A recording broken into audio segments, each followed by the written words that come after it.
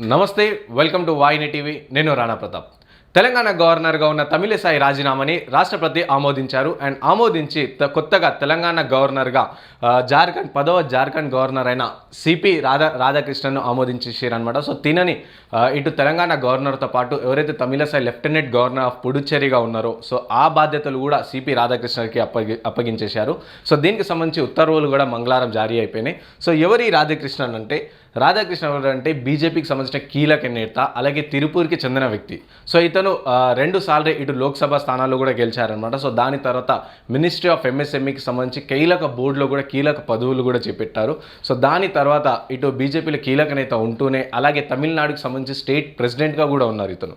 So దాని తర్వాత అక్కడి నుంచి అతనికి జార్ఖండ్కి 10వ గవర్నర్గా నియమించారు. సో దాని తర్వాత అంటే రీసెంట్గా 2023లోనే తన జార్ఖండ్కి సంబంధించి గవర్నర్గా కూడా పదవులు స్వీకరించారు. అండ్ దాని తర్వాత ఇప్పుడు తెలంగాణలో తమిళిసై రాజీనామా తర్వాత సో జార్ఖండ్కి సంబంధించిన సిపి రాధాకృష్ణ ఎవరైతే ఉన్నారో సో తనని తెలంగాణకి గవర్నర్గా కూడా ఆమోదించేశారు. తెలంగాణతో పాటు ఇటు పుదుచ్చేరికి లెఫ్టినెంట్ గవర్నర్గా కూడా తనని ఆమోదించేశారు అనమాట. సో ఒకసారి న్యూస్ చూద్దాం ఎలా ఉందో.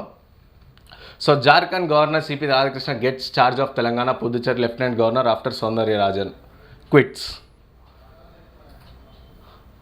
సో ఇదనమాట. ఒకసారి మనం తెలుగులో చూద్దాం.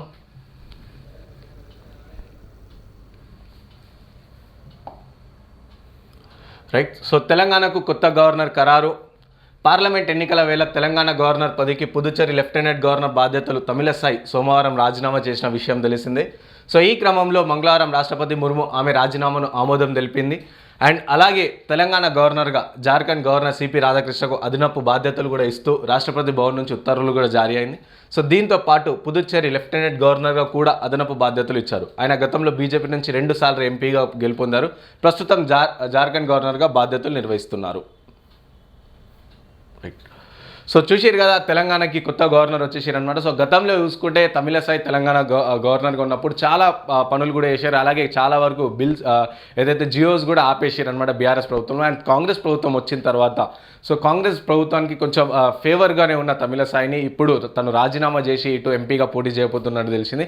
సో అలాగే ఇప్పుడు కొత్తగా సిపి రాధాకృష్ణని తీసుకొచ్చారు. సో ఇతను ఎలా ఉంటారో వేచి చూడాలి. ఎందుకంటే గవర్నర్గా 2023 అంటే రీసెంట్గానే జార్ఖండ్కి కూడా గవర్నర్గా నియమితులయ్యారు. సో అక్కడ చాలా తక్కువ కాలంగా ఉన్నారు. సో అక్కడ గవర్నర్గా ఉంటున్న ఇటు తెలంగాణ అలాగే పుదుచ్చేరికి కూడా గవర్నర్ బాధ్యతలు స్వీకరించారు.